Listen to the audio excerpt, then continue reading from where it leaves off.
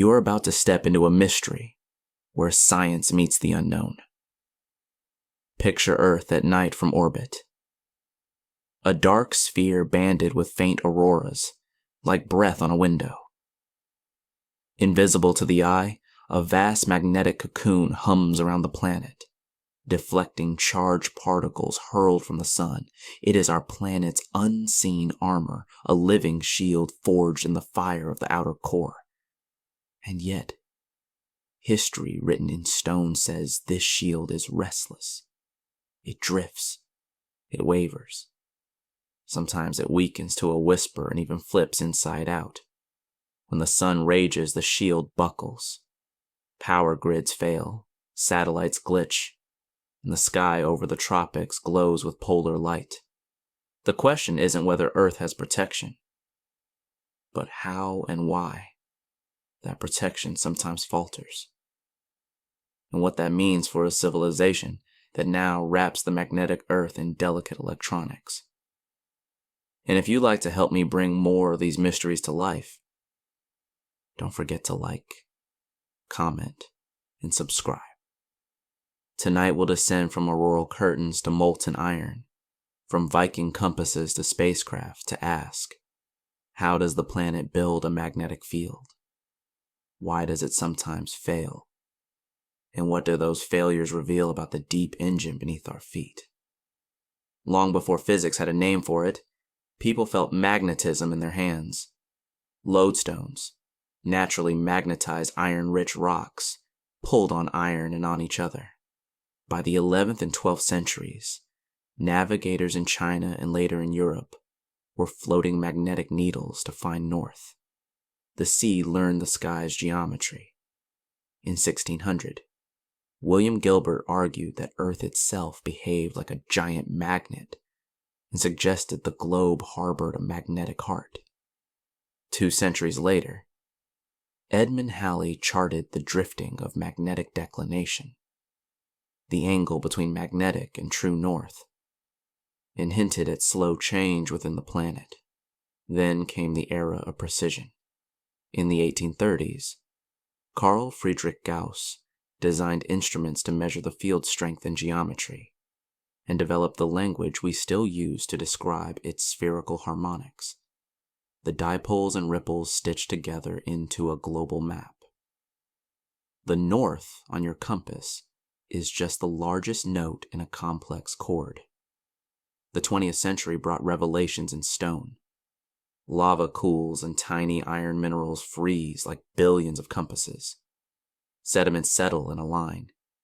When they lock in place, they become time capsules of the magnetic field.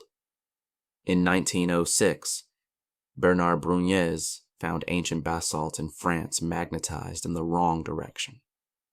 And by the 1920s, Motonori Motoyama and others realized Earth's field had flipped more than once. Mid-century, 2 young geophysicists, Drummond Matthews and Fred Vine, read zebra-striped magnetic patterns on the seafloor. As magma rose at mid-ocean ridges and cooled, it recorded the field's direction. Symmetrical stripes of normal and reverse magnetization on either side of the ridges, plus a timescale from dating, became a decisive clue for plate tectonics and a running logbook of Earth's magnetic reversals. The last major flip, the Brunès-Motoyama reversal, happened about 780,000 years ago. Before that came long stretches of normal and reversed supercrons, including a 35 million year long calm in the Cretaceous, when the field did not reverse at all. So what forges this planetary magnet? Not a simple bar magnet buried in rock, and not the inner core's solid iron crystal alone. Earth's magnetic field is a dynamo, an electromagnetic machine powered by motion, an electrically conducting fluid. The outer core is molten iron alloy, 3,000 kilometers beneath us. Heat leaking from the core into the mantle drives convection. Hot metal rises, cool metal sinks. The planet's rotation twists these flows into spirals through the Coriolis force, and that twist imparts order. coaxing electric currents and magnetic fields to reinforce one another. Add buoyancy from light elements released as the inner core slowly freezes, and you get an engine that has run for billions of years. If you could see magnetism in the core, you'd watch great loops and sheets of field lines churn and shear, break and reconnect, all within a few degrees of an equatorless darkness. The dipole, the north-south component your compass sees, is the sum of that frenzy. From this core dynamo, the field threads outward through the mantle and crust into space, where it inflates a magnetosphere, a teardrop shield pressed by the solar wind. On the day side, the solar wind's flow compresses the magnetosphere to about 10 Earth radii. On the night side, it stretches into a long magnetotail that can snap and fling charged particles back toward the poles, lighting auroras. At the boundary, magnetic reconnection stitches together solar and terrestrial field lines, allowing energy to pour in during storms. Within this bubble, trapped particles form the Van Allen belts, donuts of radiation that satellites must dodge or survive. Most days the shield is calm. Some days the sun turns the volume up. If the shield is so robust, what does it mean to say it sometimes fails? There are two kinds of failure, and they live on very different timescales. The first is sudden and external. When the sun launches coronal mass ejections or extreme solar flares, magnetic explosions sweep across space and batter Earth's magnetosphere. On September 1st to 2nd, 1859, such a storm, the Carrington event, ignited telegraph lines, shocked operators, and painted auroras over the Caribbean. In 1921 and 1989, storms disrupted rail signals and blacked out Quebec's grid. With today's dependency on high-voltage power lines, GPS, and satellite constellations, a storm on par with 1859 would be expensive and risky.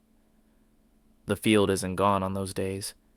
It is simply overwhelmed locally, reshaped in ways that channel energy into our technological veins. The second failure is slow and internal. The field's own power sometimes fades, and its geometry wanders enough that the global dipole shrinks. Paleomagnetic records show that over thousands of years, Earth's magnetic pole drifts, the dipole tilts and weakens, and the non-dipole patches of reverse flux can bloom and migrate. Occasionally, the system falls into a geomagnetic reversal, where north and south swap. Reversals are not instantaneous flips of a switch. They are prolonged episodes, often thousands of years, during which the field becomes distorted and weak, with multiple poles wandering the globe. There are also shorter, incomplete swings called excursions, like the Lachamp event about 41,000 years ago, when the field's strength dropped to perhaps 5 to 10% of modern values for a few centuries before recovering. In those windows, the shield thins. More cosmic rays reach the atmosphere, boosting the production of isotopes like beryllium-10 and carbon-14, signatures we can measure in ice cores and tree rings. Auroras likely spilled closer to the equator. Satellites, had they existed, would have had a very bad time. Why would a dynamo that has run for billions of years become this erratic? The hard part is that we cannot visit the core. We bang on it with seismic waves and infer its structure from tiny changes in Earth's rotation and gravity. We model the geodynamo on supercomputers, solving the equations for fluid flow and magnetism. But even the biggest machines must exaggerate viscosity and diffusivity to make the math tractable, so models live far from the real core's parameters, and the field's heart is chaotic. Tiny changes in flow can snowball into global rearrangements. That said, we have clues. The heat flux across the core mantle boundary is not uniform. The deep mantle has continents of anomalous rock, large low shear velocity provinces beneath Africa and the Pacific. Where the mantle extracts more heat, core convection strengthens. Where it insulates, flow weakens. Those patterns can shepherd magnetic flux and nudge reversals or excursions. The inner core's growth also matters. As it freezes, it releases heat and light elements that feed convection, and its crystallographic texture might steer flow. Earth's precession, the wobble of its rotation axis, can inject energy into the core. No single knob flips the field, but together they define a landscape in which the dynamo can wander into states with weak dipoles and tangled multipoles.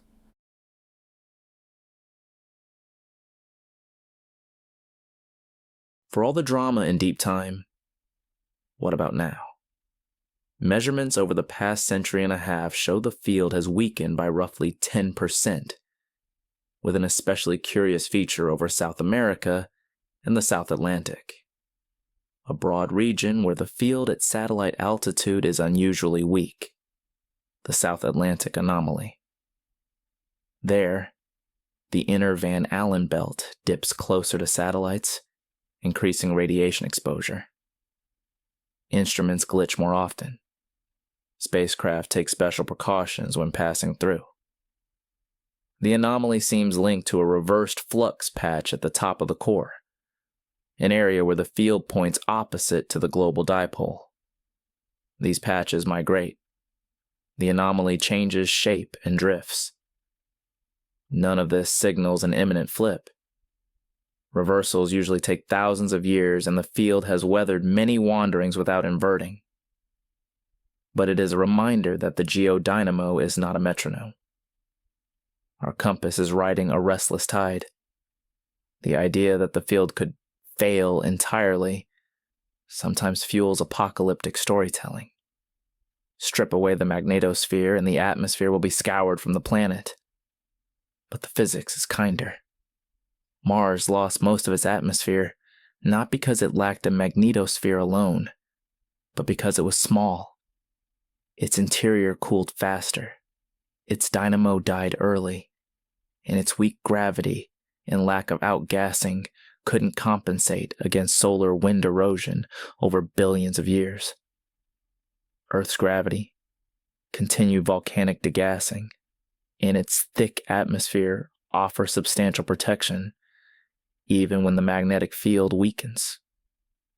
During the Lachamp excursion, there is no clear signal of a global biological catastrophe. Some studies suggest regional ozone thinning and increased surface UV. Others find muted effects. If the field weakened to a fraction of its current strength for a few centuries, the primary impacts would be technological. More radiation in low Earth orbit, higher error rates and shorter lifetimes for satellites, greater vulnerability of power grids during solar storms, noisier radio and navigation. For life on the ground, the sky might glow green over latitudes unaccustomed to auroras. The dose of cosmic radiation at flight altitudes would rise. Inconvenient. Not the end of the world. Where science is cautious, speculation blooms. Could reversals be tied to mass extinctions? A few extinction horizons line up loosely with long intervals of frequent reversals or very low field strength. But the correlation is weak, and the fossil record is messy. Could rapid continental motions or mantle plumes trigger flips by altering heat flow at the core's top? Possibly in part. But reversals happen across many tectonic configurations.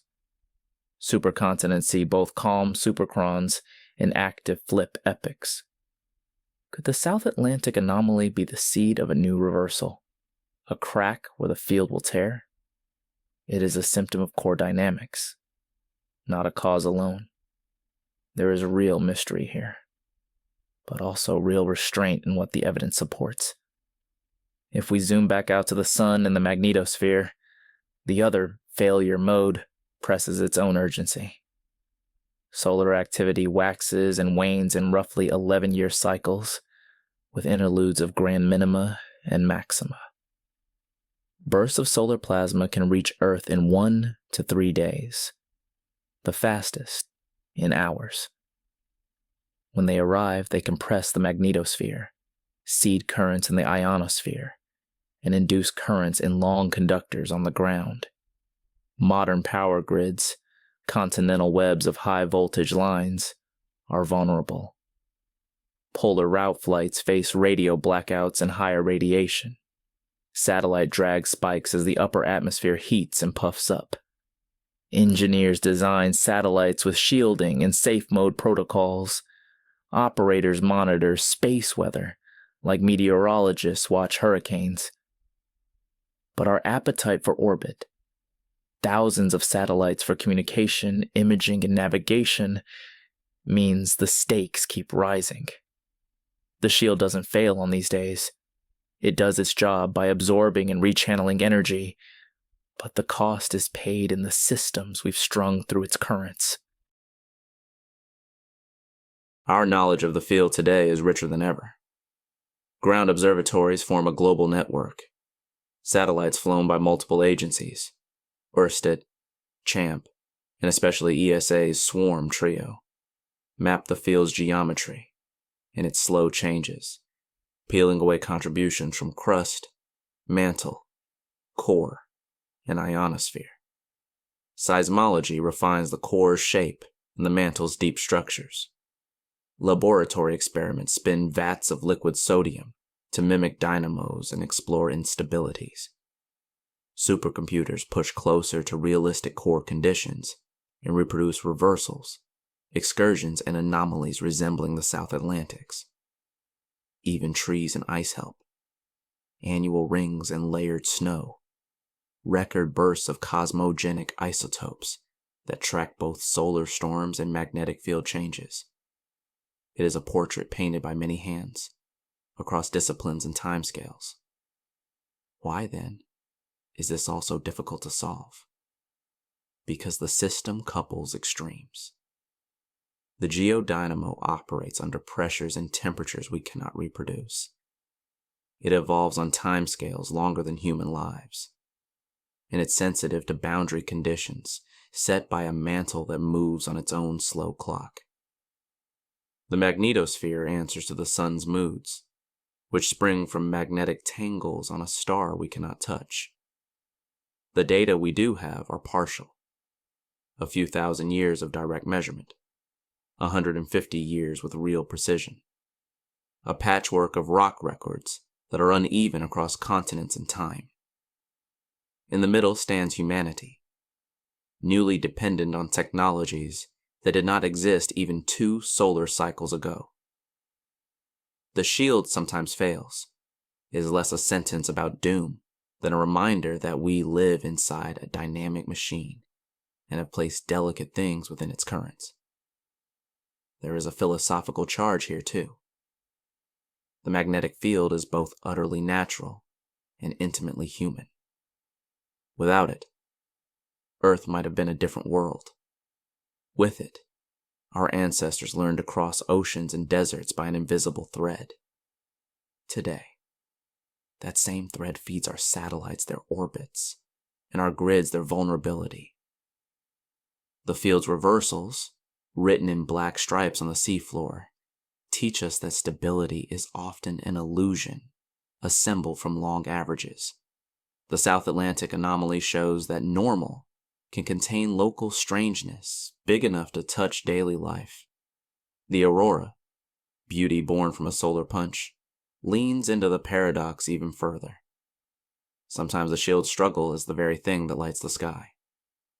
So what should we do with a mystery like this? Curiosity first. Keep measuring, modeling, and mapping. Prepare second. Harden power grids against geomagnetically induced currents. Design satellites with storm shelters and smarter orbits. Build forecasting like we built weather prediction a century ago. Humility always. except that the deep earth will surprise us, and that reversals, whenever they come, are chapters, not catastrophes. Wonder, finally.